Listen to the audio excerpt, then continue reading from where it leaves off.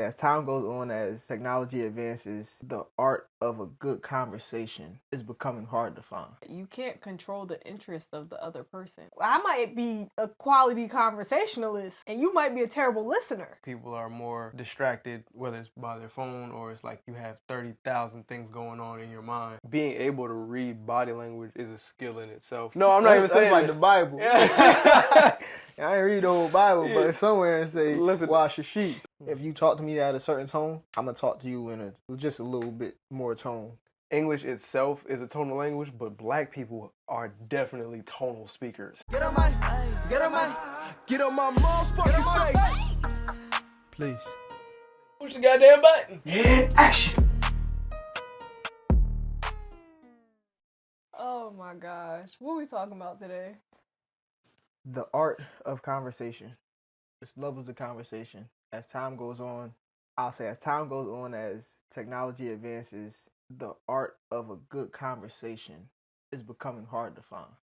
I don't even think it's hard to find. It's not as frequent. You mean just like in everyday conversations, just like amongst people that you meet? Yeah. It's harder and harder to have good conversations, or well, I know we talked about this before. I'm going to say it. I'm going to link it up here. We starting off early. Starting off early. We ain't even getting into the first minute. But so explain what the art of good conversation or art of conversation is. What do you mean? Even small talk could be a good conversation, or it could be like the beginning of a good conversation. Mm-hmm. But a lot of conversations that I witness, a lot of stuff be like transactional, or like, what can you do for me? A lot of conversations don't interest the other party. So does it make it good if the other party, like, what's the determining factor of it being a good conversation? Is it that the other party is interested, or? I say a good conversation, let's not use the word good. I say a quality conversation is a conversation that you can have that both parties are interested in, that's not gossip or transactional. So, like, I feel like a lot of conversations be either talking about somebody or what can you do for me, rather than getting to know about the other person or finding a common interest between the people amongst the conversation. Okay. I understand that and I get that. I feel that on a spiritual level. But one factor of what you're talking about that I think is important to note is that you can't control the interest of the other person. So in that scenario, let's say that one person is talking and they're interested about what they're saying, but then the other person isn't actually interested in the conversation or the topic or whatever. Does that then make, like, who is the bad conversationalist in that situation? Like, how do you, because a conversation is between two people, but if somebody's not interested, they're just not interested. But I don't mean it's a bad conversation. That's why I changed the word from good or bad to a quality conversation. That doesn't involve gossip or transaction of some sort. So I guess my question really is the quality of a conversation really something that one person can control? I didn't say anything about controlling what you said again? I feel like we going somewhere where I wasn't going. Oh, where you going? Okay. I was saying, is the quality of a conversation something that one person can control? Since a conversation is typically, unless you're talking to yourself, it's typically between two people. I might be a quality conversationalist, and you might be a terrible listener. So, like, then what does that mean for this level of conversation? Like, I guess what happens next? What does this mean? I don't have the answer to this question. I was gonna say, I don't think you can be a good conversationalist if you don't listen. I think that, like, I don't think you're able to have a quality conversation with somebody if you're not able to listen. Because that's what I was gonna say. Because I think because I think conversation it's an active process and it's a two-way street. So when you're talking to somebody, if they're not listening, you're not talking you're not having a conversation with them, you're just talking. And so I think a lot of this, and I mean, we all have to work on it in some regard, but when somebody's talking, not having anything in your mind, like I'm working on that for myself, to not have anything, any opinion, anything going on in my mind in the background while the person is talking, so that when they're talking, I give them my full attention, and that way when they're done talking, I can say the thing that I want to say, or I can respond accordingly, and then we can actually have a conversation that's meaningful to both of us. Because if I'm talking about spaceships and I'm very interested in spaceships, but you don't care about spaceships, but you're not even listening, or maybe if I'm not listening to the fact that you're not in this whole conversation, that you're not engaged, then we're not going to have a good conversation. And if you're not listening to the fact that all I care about is spaceships, we're not going to have a good conversation. So I think all of it is dependent upon whether or not you're listening. And if you're a good listener, it'll make it a lot easier for you to be able to have and hold a quality conversation. That's good stuff. You done shut me up. So, what's next? You want me to go? Yeah, you go. Okay, cool. To your initial point about it being more challenging to have quality conversations just because of how times are changing, I definitely have witnessed that, especially because I think people are more distracted, whether it's by their phone or it's like you have 30,000 things going on in your mind when I'm talking to you, or when we're just having a regular conversation. And so like the conversation that we're having doesn't seem important because I have a video that I needed to finish watching. I got an email I got to respond to. So the conversation when we're having it, it doesn't seem important. And I think a lot of people don't feel like the conversation that you're having, even when it's small talk, is important or is as important as whatever you had going on before you got here. I agree. I feel like that even goes back to like when we were talking about, this was a while ago. I'm not going to link this episode because I don't know which one it is. Probably the same episode. But when we were talking about how we hate small talk, and I was talking to somebody recently, and I was like, I actually don't mind small talk anymore. I used to hate it, but I was like, it could actually lead to a really good conversation. Or you can gauge from the small talk if you want to continue to have a conversation with this person or not. Or like you were saying, if they're really engaged or if they're listening. I think that the idea of people listening, I think that that's a skill that most people don't care about or don't realize that they don't have. Like, even when you talk about, okay, I can hear you, but like, are you actually listening to me?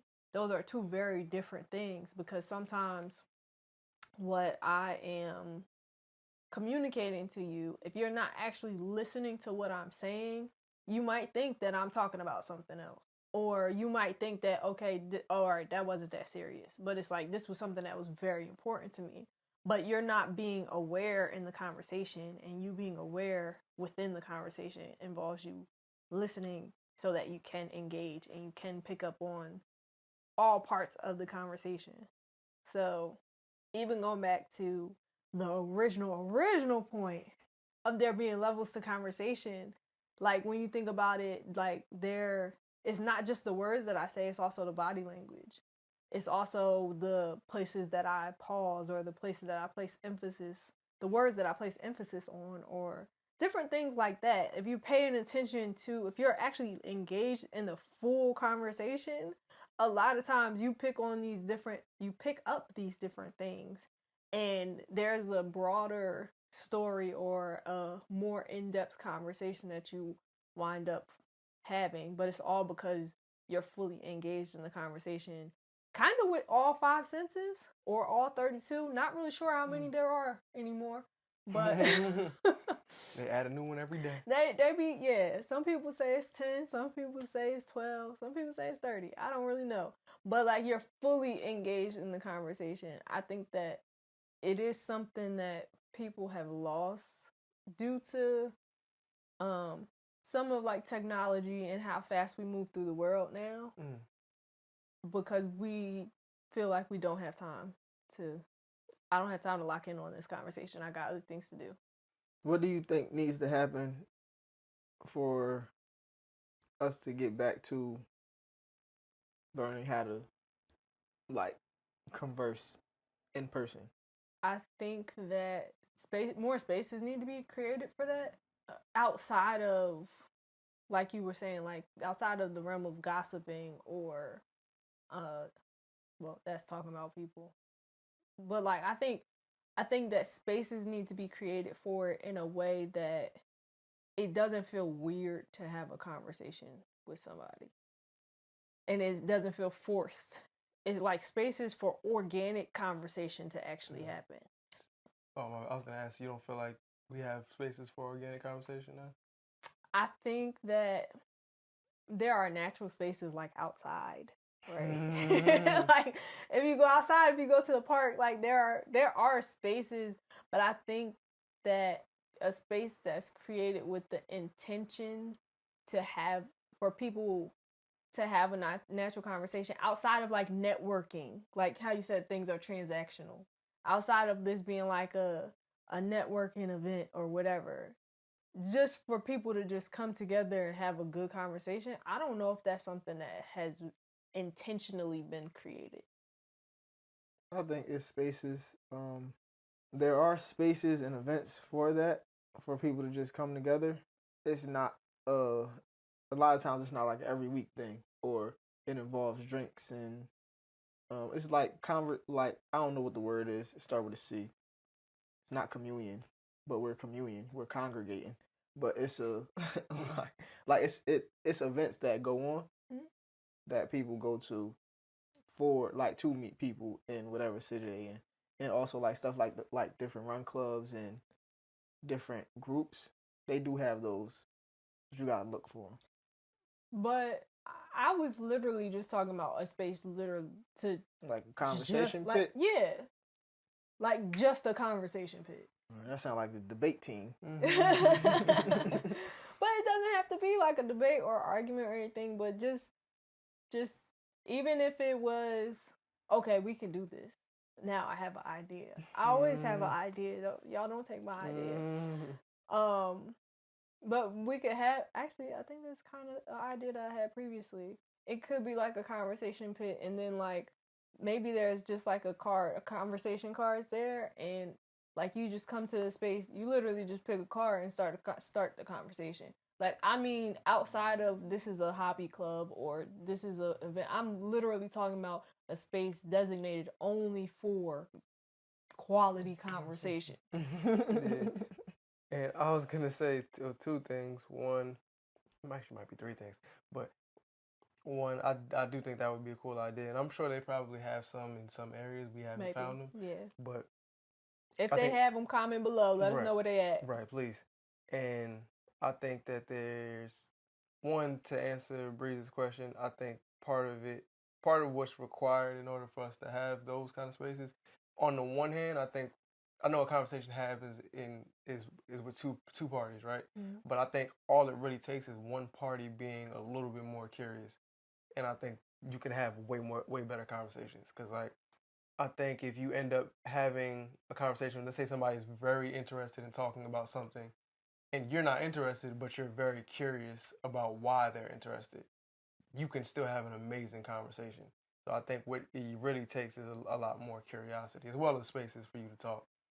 And for whatever reason, when you were talking about that, it reminded me of, it was a clip by, I think it was Dr. K. He's a psychiatrist, but he was pretty much talking about like the difference between like how women, why men are more reluctant to go to therapy versus why women are more willing to. And he was talking about like a lot of guys have a harder time talking about feelings, and women are very accustomed to talking about and articulating how they feel on the inside. So it's like, for guys, maybe a space to have more conversations may not be talking about how you feel. Maybe it's talking about something in particular. And maybe I think that might help as well. Like just understanding some people aren't ready to talk about feelings, but some people maybe they're ready to talk about a specific topic, and that'll eventually lead to talking about feelings and stuff like that. So I think having curated spaces where, because like it's not a one size fits all thing. It's like some people are really into talking about politics. Some people are really into talking about feelings. Some people are really into talking about existentialism, whatever it is. And just having, like you said, spaces to have those conversations, I think would be super helpful. Yeah. What? Oh, no, I'm just listening. I was even gonna say that even if you were talking about curiosity. Now I remember what I was gonna say. That's something I'm actually working on now, because I realized that I'm not always as curious as I could be in certain situations. And I think that that's just how we go about life a lot of times, because we have our thoughts about things, we have our beliefs or whatever. So sometimes when we hear a differing opinion or different belief, rather than approaching it with curiosity, we shut it down or we dismiss the conversation completely. And sometimes listening to somebody's perspective, it opens your mind in a way that maybe it doesn't change your whole belief, but it might have you looking at the world a little bit differently. Or you might just get more insight as to why somebody believes something that you don't. So as I'm getting older, as I'm growing, I'm actually learning to practice being a little more curious in the conversations that I'm having and not as dismissive, which I don't think is easy, but it's actually pretty cool. Yeah, I agree. I was going to ask you guys, so what do you typically witness when conversations go awry? Go awry like when you're watching a conversation that you feel like could be a quality conversation and it just goes bleh. A lot of dismissiveness and a lot of not listening. Yeah, I was gonna say that. They're not listening. It'd be one-sided. Mm-hmm. Go ahead. No, you can go ahead. Oh no, yeah, just be one person talking. One person be saying one thing, and then the other person be disregarding everything they saying and focused on whatever they're saying, if that makes sense. Whatever their point was. Yeah. And it's like if y'all are both trying to make points, but like y'all not even having the same conversation at this point. So yeah, that's usually what I see. When things go awry, things start to go left, like they yelling or it turns into an argument, it's usually that y'all not listening to each other at all. And you have a point that you're trying to make, and it's like that's not even the conversation. That wasn't the starting point. That's not what either one y'all not on the same page. So do you feel like, for both of you guys, do you feel like there's been, when the conversations that you've been a part of haven't been that great, what do you think went wrong there? I think it was me. Can you ask the question again? I answered the correct question. You good. So I was saying, when the conversations, like when you're having conversations that aren't going, when you're having conversations that aren't going in a positive direction, in a positive direction, or what you would consider to be quality, like what do you think is the reason? Like why do you think it's not going well? I don't know if that's exactly how I said it the first time. I think the interest of one party isn't fully there. And so you feel like it's typically you, or is it the other person? I think it's them. I ain't gonna say it's me. It can't be me. Gotta be them. Gotta work on your conversation. I would say, so sometimes I would say it would be the interest level, but I think sometimes this, from my experience, is more miscommunication. So maybe it might be like you misinterpreted what I said, or I misinterpreted what you said, and I might have misinterpreted in a way that it felt like you didn't care about what I was talking about. Like you weren't interested, but that wasn't the case, and vice versa. So I think for me, it's been more so miscommunication. So that probably has to do with listening. And miscommunication on whose part? Sometimes on my part, sometimes on their part. Most of the time on their part. Can't be you. Couldn't be at all. But I think depending on, I guess who's leading the conversation or whose topic it was, who brought up this portion of the conversation may determine where the miscommunication lies. Because I've been in conversations where it's, I guess how I said something sounded dismissive, But Got you. in my head, I wasn't being dismissive. I just stated my opinion, and I was waiting for more information. Okay. One thing I was gonna say, sometimes it don't be the right time for the conversation. So it might be mad stuff happening. That's it. And it's not, or the conversation is going amazing, and then something happens, and it's like, I'm not even here at this moment. Yeah. So so like you guys are having a good conversation, and then a random streaker comes through the building, and Little Ray Ray across the street, throw a rock through the window. Oh, and okay. it's like, gotcha. oh my goodness, I'm not even here. Little Ray Ray, why you keep throwing these rocks? Like, those is very two extremely different scenarios. streaker. Yeah. Rock The only reason I thought about that is because the person I be relieving at work, when she was at work, apparently a homeless person like put their butt against the door. So that's the only reason I thought of that. I was like, that's wild. I don't even know whatever conversation I would be having at that moment. I would be like, this is crazy. Do you see this man? I don't even want to see this man, but do you see like what's going on? It's crazy. But yeah. I would quit that day. I'm like, I'm done. But what about you? I think when the conversations, I'm going to say a good 90% of the conversations, I know when people say 90%, it'd be a little different, but a good 90% of the conversations that don't go well, at least in my opinion, it's usually me, only because I won't ask anything else. I'll just be like, all right, you said what you said, and I'll keep it moving. And I'm like, yeah, all right, cool. And it's like, I think people are typically waiting for you to ask me, like ask for more. And if I don't pry, right? If I don't do anything, they'll most likely either the conversation will end short, or I mean, every once in a while, people will just continue to talk, and I won't say nothing. But I think typically it's because I'm not as involved in the conversation. There's been times where it's like I'm trying to have a conversation with people, and they got other stuff on their mind. But I feel like most of the time for me, it's my level of involvement. But is it our responsibility to be the curious ones? Heck no. Not at all. Responsibility? Like, it's okay. All right, so like to have a quality conversation. I guess if we want to have a quality conversation, then it would be up to us to be more curious and ask more questions. But sometimes I want you to ask me some questions. I think it's always up to us to set the scene, set the stage for a quality conversation. So we have to lead. We don't necessarily got to lead the entire conversation, but take the first step, make the first move towards opening up the floor for quality conversation. Yeah, I agree. I was going to say, I think, and this was a realization I had probably like a year and a half ago, but just being willing to be vulnerable first, and just being willing to share first, because nobody knows what you're thinking until you tell them what you're thinking, and nobody knows what it's like to be you until you share it. So if I share a little bit of what's going on inside my head, you may feel more inclined to share a little bit more what's going on with you, and then now we can have a deeper conversation than, hey man, the weather is crazy, ain't it?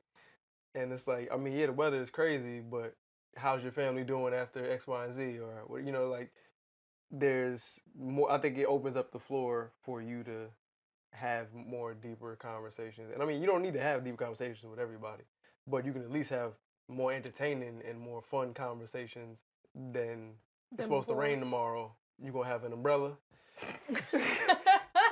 I mean, yeah, if I need it, I don't know. Okay. I get that. I don't know. Because I do also notice that sometimes I can be more curious, and then some days I don't feel like talking. And that's okay. So I don't be as curious. I just be like, okay. Yeah.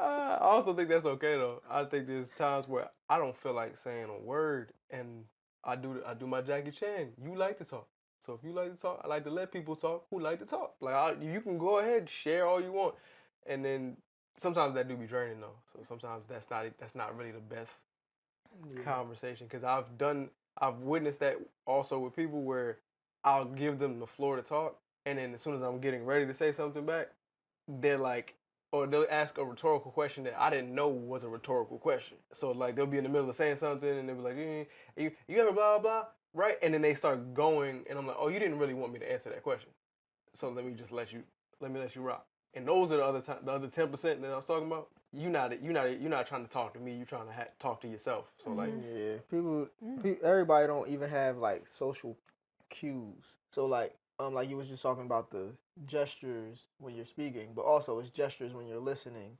or just like mannerisms and body language. It's telling me, don't talk to me. Everybody doesn't recognize that.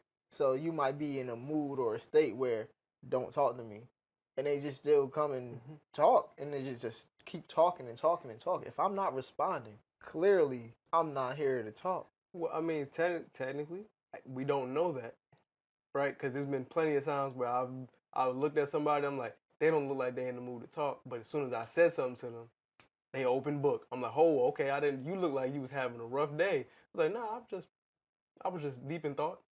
And I was like, oh, all right, my bad. You looked angry. Like, you look like somebody pissed in your oatmeal. And I'm like, but then I started talking to you. You just like, yep, today's an amazing day. I'm like, amazing. I would have never guessed that. Yeah, some people are like that. I'm sorry, I cut you off. No, you good. You good. Some people really are like that, and like, okay. There's some people who are like you said, like they really don't want to talk. But there are a lot of people who look like they don't want to talk, but they're actually just waiting for somebody to say something to them. Yeah. And then they just light up as soon as you say something to them, and they just go. But I do agree with that. It's people who, it's the people who they might look angry or look not wanting to talk, and then you say something to them, and they light up. But it's also people who actually don't want to talk. You say something to them, and their body language is like, it's not the time, or you clearly see them doing something. I'm busy, and they still continue to try to have the conversation as if I'm here to have this conversation. But I think I agree though. I think that goes back to awareness, just like general awareness. I think, like you were saying, people don't necessarily know the social cues or understand social cues as much anymore.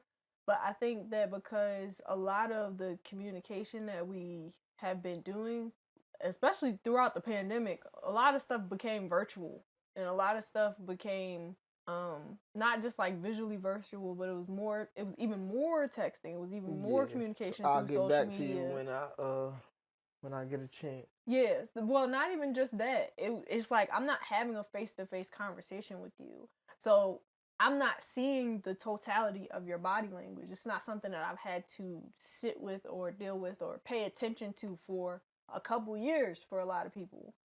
So, and people are still adjusting. So I think even thinking about like that aspect of having a conversation, a lot of all I keep hearing in my head is the kids is losing formula. They losing formula. You gotta stimulate the mind, Craig. Stimulate the mind. So, but I think that probably had an impact on a lot of people.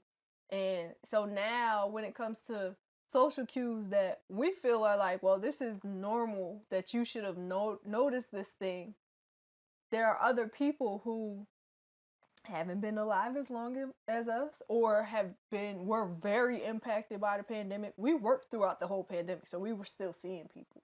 Like, I was trying to think if I was actually working with people, but I was definitely working with people.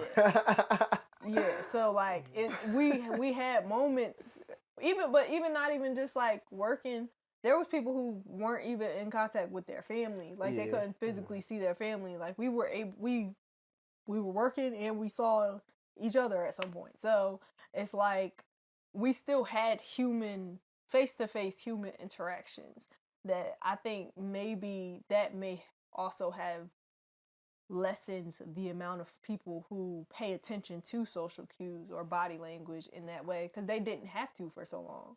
Yeah, I definitely agree. I think there's a level of disconnect when you're talking to a screen versus when you're talking to a person, because when you're talking to a screen, the screen isn't responding to you.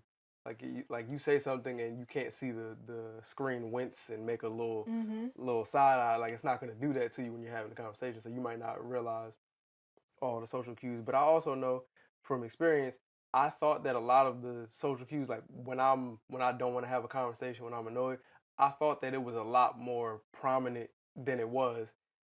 And I'm like, I thought I was making this so obvious, and people don't even notice it. And I'm like, damn, am I trash at sending out social cues? Am I not? Am I not sending? Like, is my face not reading? I don't feel like talking to you right now. Like, everybody keeps wanting to come talk to me more now that I don't want to have this conversation. But I also know it's like they don't know what's going on in my head. So like for me, it feels like everything is saying "F you, get away from me." But on the outside, I may not be showing that as much as I feel like I am on the inside. Yeah, I agree with that. But I also think that being able to read body language is a skill in itself. And I mean, I think we naturally read body language. Like there's a lot of things that we do and we don't realize we're paying attention to it. But I think we just need more practice, like reading people's body language. Because I think somebody will say something and then their body will give them away immediately. Like, no, I'm not mad at all. It's like, all right, but it'd be like, you're not mad. Like, tell your face is not saying that. And it's like, and I think it might be from the Body Keeps Score. I never read the book, but just the idea, like I never read the book, but let me give you a synopsis. No, I'm not even saying like the Bible. I ain't read the whole Bible, but somewhere it say, wash your sheets. Listen, the Body Keeps Score apparently is like 800 pages. It's like a Bible. That's a big. It's like two Bibles. Yeah, I didn't read it, but I'm taking a guess. I ain't read it. I didn't read it at all. Just go ahead. Yeah, but I think like people can lie with their words. It's very hard to lie with your body. Mm-hmm. And if you're paying attention well enough, you can kind of peep that. And I think another big part of it, not even just about listening, but it's about being willing to pay attention. And I think a lot of people's attention is all over the place. I just want to backtrack for a second. I like your points. That's not what the book is about. Oh, no. I know it's not what the book. I was saying, I know it's not what the book is about. I was just saying, I think I might have gotten somewhere that your body is, your body's honest. Your body not going to lie. Man, you know what I'm trying to say. Yeah, I know what you're trying to say. Goodness but gracious, the Body man. Keeps Score is about how you store the emotions in your body and how it shows up. Men don't talk about emotions, so when he read the Cliff Notes, he didn't get that because it was emotions. It was like crazy. Emotions. What's that? That's crazy. He got to be talking about the body keep the score. So come on, that's man talk. That's crazy. Boy math means you right. Body keep the score. Okay, y'all doing boy math now. I got it. You know what I'm saying? I'm just saying your body isn't gonna lie. That's the point I'm saying. The body not lying to you. They might say that That's in there. a good point. They might not. I didn't read the book. Somebody go pull up the book, pull up the Cliff Notes, whatever. Watch it on YouTube. Buy the Audible, whatever you need to do. Read the book. You'll find out. I just wanted you to know it wasn't about body language. It was about. I'm sure it's 800. It's two Bibles stacked together. I'm sure they got something in there about body language. I'm sure the Bible is longer than 800 pages. I'm positive. It's 66 books with thin pages. Listen, I mean, is it bigger than the Harry Potter? Because the Harry Potter books used to be about 800 pages. Harry Potter don't got the thin pages. Yeah, but I'm saying it's like that's why it may feel like it's more than 800 pages because the words is like. It's tiny, you know what I'm saying? Like they fill that whole page. Like they in the margins with it. There's not even my bad. We help somebody. What? Oh man. Okay, back to what you were saying. You had a first point and a second point. The second point was about awareness. Attention. It was about attention. Yeah, I think a lot of us have more scattered attention when it comes to just everything. So me trying to hold the conversation or me trying to pay attention to what you're saying, your body language is like me trying to pay attention to all that, it requires attention. But if my attention is scattered or if I'm used to distracting myself, I'm gonna miss the entire conversation. Right, and we did talk about how attention pays you back in this episode. Oh, she's gonna link it right here. But I think that also goes to people don't even be paying attention to their own body. So to then think that they're gonna pay attention to other people's body languages in a conversation, that conversation could be 30 seconds or it could be 2 hours. But if you're not even paying attention to your body, whether it be how it feels or how it moves, even knowing, like we talked about tells in one of the episodes, but like knowing what your tells are, like most people don't know that stuff. So we're not paying attention to our own bodies and what we do. So why would we expect somebody to pay attention to somebody else's? I agree with that. I recently started paying attention to how first it started with how my body was in conversation. So I'll be trying to face the person that I'm having a conversation with, and I'll be looking to see if whoever I'm having a conversation with is facing me. So like if they facing me, 9 times out of 10 they're open to the conversation or they're interested in the conversation. It'd be like little stuff like that. Another thing that I was gonna say was I am doing my best to start being more social or allow myself to actually be social and have conversations, like just random conversations. I just want to be a good conversationalist, a better conversationalist. I think I'm good now, but there's always room for improvement. Right. Going to your point about even just like facing people when you talk to them. I have a friend who she was talking to some guy, like they were having a conversation, and she literally had to tell him to face her. Like, just, it was just a thing of like, I can tell how old you are because you're not facing me when I'm talking to you. Like, I'm facing you, you're not facing me. This is terrible for a conversation. This doesn't keep me engaged and it doesn't make me feel like you even care about what I'm saying. So I think that's also goes to like a generational thing. Like when literally like kids is losing formulas, like kids is losing formulas. The Krabby Patty formula's gone. My bad. Dinglebergs!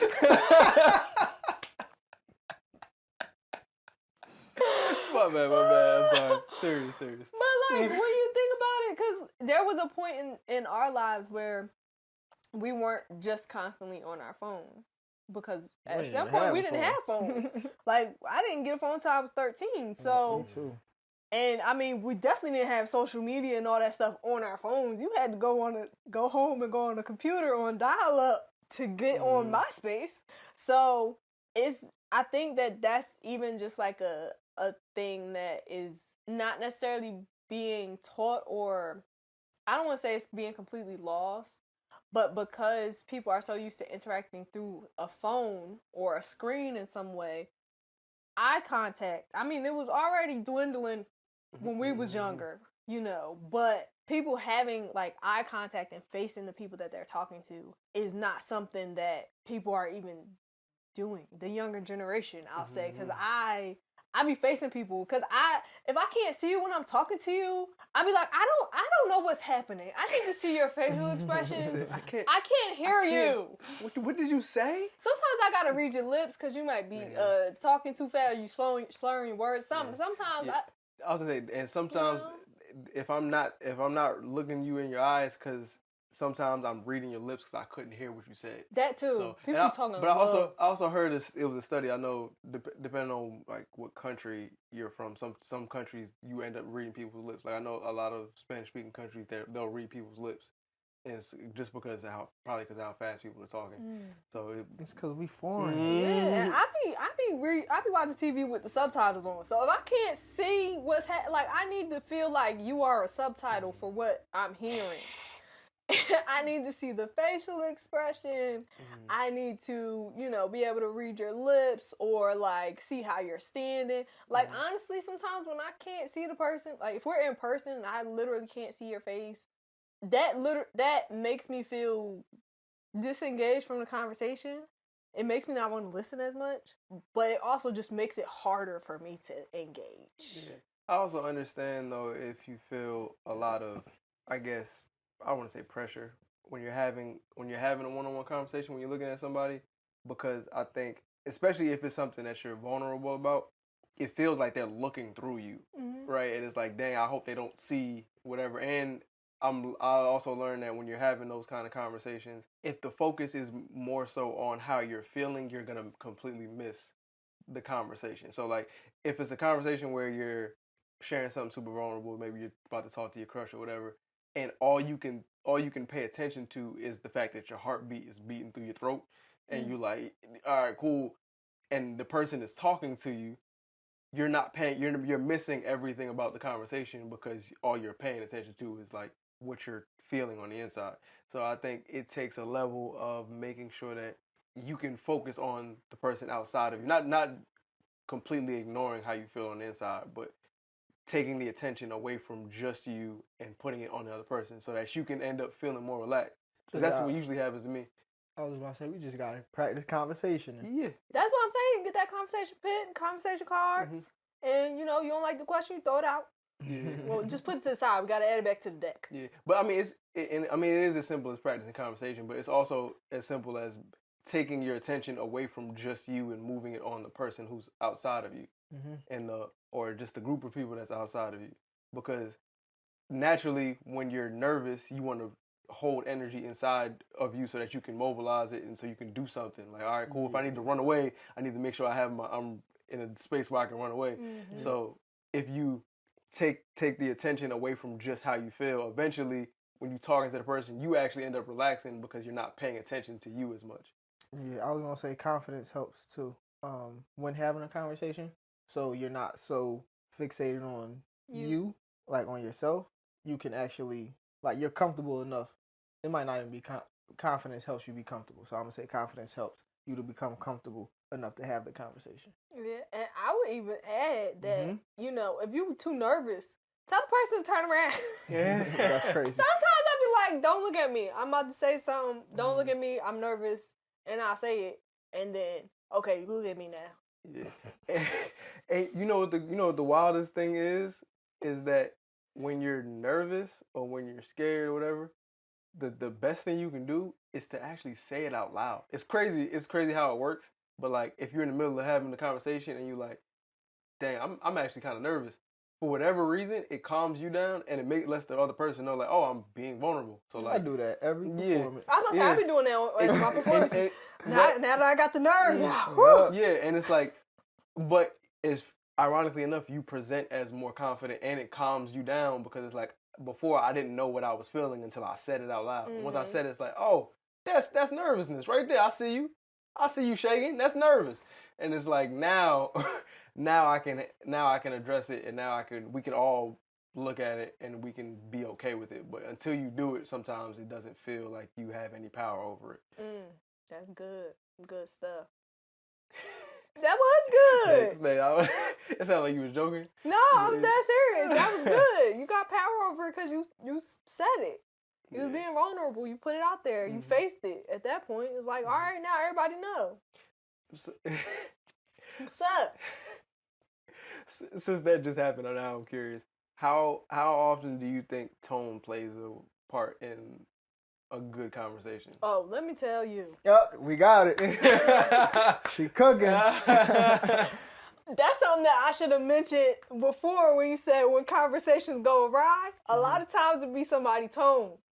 I think that because having actual conversation is a very, I will say all-encompassing sensory experience. I think the tone is very important because there are some people who can't look past your tone. And for a long time, I was one of them. And I'm still one of them. Depending on who you are, I'm still one of them. Like, when it comes to strangers... She said, hold on, you might have the wrong one, but you actually might have the right one. Exactly. Depending on who you are. Depends on you. Like, when it's strangers, I think that I can I think because it's like there's a barrier, I'm not as close to you, I can kind of look past your tone a little bit, unless it's just egregious. Then I'm out. But I think when it's somebody that's closer to me, I pay a lot more attention to their tone because of the environment that I grew up in. So certain tones are triggering for me, but it's only triggering for me from people that I care about. Because if I don't care about you, I don't care. I really just don't, like you, I don't know where that curve came from, but I'm a Southern girl. It's the Southern Belle. Right? if I'm not close to you, then 9 times out of 10, I don't I'm not invested in how you feel about me. Yeah, I haven't gotten there yet. If your tone is a certain way, regardless of who you are, that's going to influence how I respond to you. So if you talk to me at a certain tone, I'm going to talk to you in just a little bit more tone than you just talked to me. So, and now I don't know if you guys have the answer to it, but what about the tone bothers you so much? Before we answer that, I want to hear your response. How much does tone play a role in your conversation? To be honest, it's like tones don't usually bother me. It's more so the actual words. Sometimes the tones can bother me. So, but most of the time the tone isn't what bothers me. It's like what you actually said, because like the tone of it has information, but the actual words, I'd be like, hold on, it's like you got me fucked up. And usually it's the words that has me like you had me fucked up. The tone isn't that way. But yeah, so my question to y'all was gonna be, so what about the tone? What is it about tone that really stops the conversation for you guys or bothers you? It's a lot of feeling and emotion in tone. So I feel that emotion in your tone. And I have to let you know I feel that emotion. And you're going to feel this emotion too. Like, I just have to let you know that I know that your tone is becoming egregious. And it's not the time or the place for this tone. So it's more so a thing of, hey, yo, I saw that. Like, I peeped that. That kind of thing. And you're not going to continue to talk to me this way without a response. That's so interesting. For me, with the tone, like I said, if it's a stranger or somebody that I don't like know for real, sometimes it's me. I'm figuring out, is this just how you talk, or are you intentionally trying to be disrespectful? But for me, I also refuse to let people to take me to like the highest level of festivity, because depending on I'm grown. I'm not about to be fighting. I'm also not about to sit here and argue with you. So I'll leave. And then we don't ever have to speak again. And I can cuss you out. Like, it depends on the circumstances. Like, I can do whatever, but I also am just like, this is kind of a waste of time for me. So then I just kind of get dismissive. Also, it's triggering for me. So I just get dismissive because I don't know you. I don't care to continue to have this conversation. I can leave. So, and I'm based on what you guys said. So it sounds like the tone ends up saying way more than the words ever actually says for you guys. Question mark? Sometimes. That was a question. That's what I meant to say. Yeah. Sometimes, because, I mean, then when it's people that I care about, that I'm close to, I'm like, why are you talking to me like that? Like, are you intentionally trying to be disrespectful? Or is this just emotion coming up and you just talking? Like, and this is the tone that just happened to come up. Are you angry with me? Like he said, like, I talk about emotions. I experience emotions. I am someone who has learned to be more in tune with emotional aspects. So I'll get more offended if it's somebody that I care about, because I'm like, you trying to hurt me? Like, is that what's happening here? So I don't think that it's saying more than what the words are saying, but I think that in my mind, it kind of changes the intention of what you're saying. And even if I'm misinterpreting it, but that's also why I said it could be miscommunication, because I may be misinterpreting this to mean that you upset with me, but you're just venting. Gotcha. Yeah, for me, it's like listening to music. So when I listen to music, I don't care about what you're saying at first. I'm not going to hear what you said if I don't like how you said it. So in the same thing in conversation, first it's how you say it, and then it's what you said, for me. And for me, I am listening to what you're saying, but your tone is giving it it might give it a different tune. Like, so I'm listening to the words, because I do my best to listen to lyrics first when I can catch them. But how you're saying it, it's like, hold on, was that, you said this, but it felt like this though. So I just want to know, do I need to get there? But usually I don't. I try to just stay calm now, regardless of the situation, just because like I'm not about to let y'all stress me out from like this is stupid. I do want to say I do listen. Is this thing on? I do listen. I do be listening, but the way that it's said determines how I receive it. I can understand it. I definitely agree. I think I'm used to, and it could be from my upbringing as well. From yours, huh? Words more,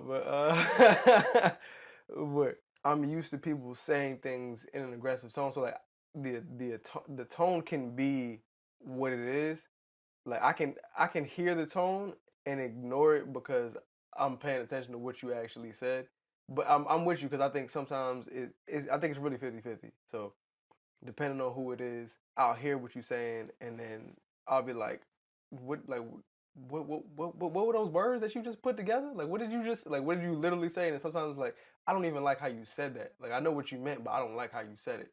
And I think it's kind of like it's really like a seesaw for real because you really never know. And to me, I don't know if it's because of like years of doing music or like looking at even like something in battle rap or like once you get past the initial how does this sound, now all I'm left with is what does this mean?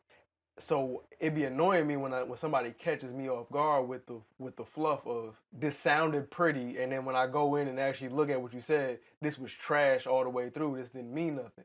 So I think that's why sometimes I lean more towards what you said versus how you said it. But I'm with you guys though. Yeah, I think with the people that I don't know as well, I focus more on what they said. With the people that I do know and I'm close to, I focus more on how they say it. But I think that's because like tone was a big thing in my house. And I mean, we're originally from Jersey, so like Jersey. Yeah. So like us too, we are used to, at least where we're from, we're used to and the family that we're used to people talking to like more aggressively and stuff like that. But we're also from a family where we be code switching, like so I'm like, you don't talk to them like that. Why are you talking to me like that? Yeah. Like so then you offended because I'm offended, and like now we're just talking in the same tone because you didn't realize you was talking in this tone to me. But now I'm like, this is very disrespectful. So now I'm talking in this tone. So now we here, and then like we just going back and forth, and it's like, but what were we actually saying? Because I didn't even mean to get here. But like that's how triggering the tone can be. Yeah. But it's because of the environment that we grew up in. So I'm listening. I'm working on this. Listening more so to your tone, because I'm like, you was just talking to Billy over there. Billy ain't get this type of smoke. Like, why you come over here with this? I didn't do it. Billy did it. Talk to Billy. You know? I was gonna say, woo, all right, Billy. My bad, Billy. Be careful, Billy.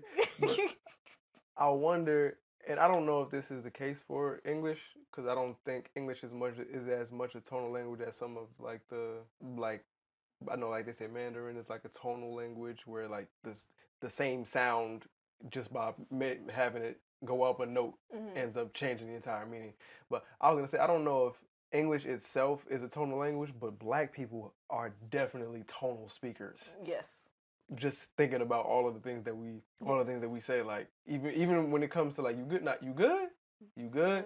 It just it's the exact same words, but it's like I think we make English a more tonal language than it actually is, and I think that may be why we care more about tone than other stuff. Yeah, because Billy probably couldn't take the smoke. Yeah.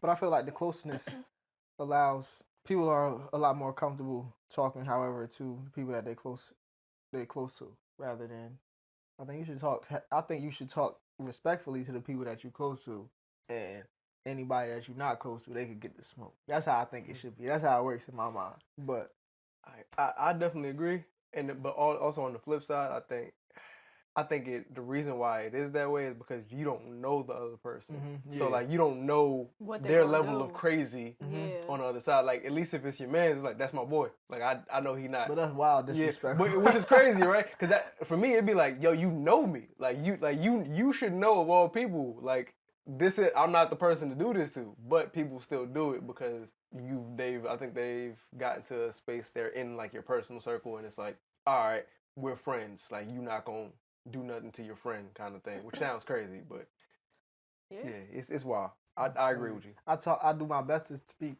to everybody with respect. Mm-hmm. You know, I lead with respect. Mm-hmm. So hopefully I get respect back. Yeah, I mean, even like having this conversation, I don't get into back and forth or arguments with people for real. Like the miscommunication it be with my family, and sometimes a lot of times it do be the tone, but then we're able to backtrack because it's family. Like, I mean, most of the family, so we able to backtrack and stuff, and like move on and be like, that's not what I meant, blah blah blah. But that took years to even figure that out in therapy and stuff. But I think that's also why I'm in a space where I'm like, I'm not about to let you take me to whatever this level you're trying to get me to. And I also worked in customer service, so I had to stay calm in a lot of situations dealing with customers, either who was pissed off because the coffee wasn't ready yet.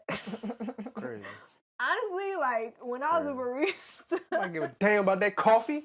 them was probably the angriest customers I dealt with. They had a fix. That's wild. And then working at the bank, like, there was, like, people who, because now I know when people are actually trying to pull me out of character or trying to get me to, like, really turn up or whatever in that moment. And so now I'm like, I'm not about to play into this game because number one, I'm not losing my job for you, but also like, I don't know you and I don't care. You overdraft your account. You did this. Billy did it.